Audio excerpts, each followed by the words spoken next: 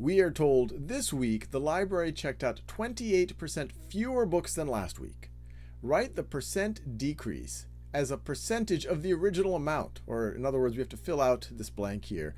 The number of books checked out this week is blank percent of the number checked out last week. Pause the video, try to do that one.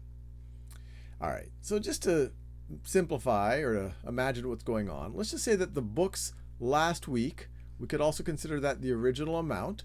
Let's call that X. So last week, X books were checked out.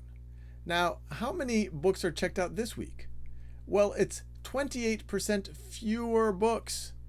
So essentially 28% of X less than X.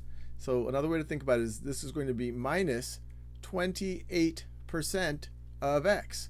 So this is last week. This is 28% of last week. So if you have 28% of last week subtracted from last week, then this is this week. This week. Now, what's another way to write this? Well, this is the same thing as X minus 0.28X.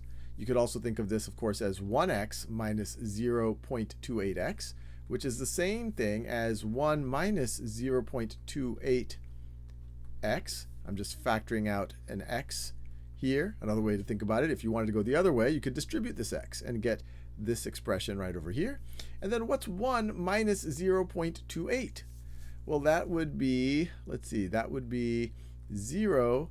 If this was 0.3, it would be 0.7 here. So this is 0.72x, or another way to think about it, this is 72% of X.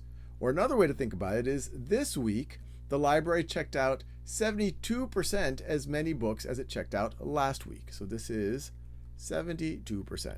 And we're done.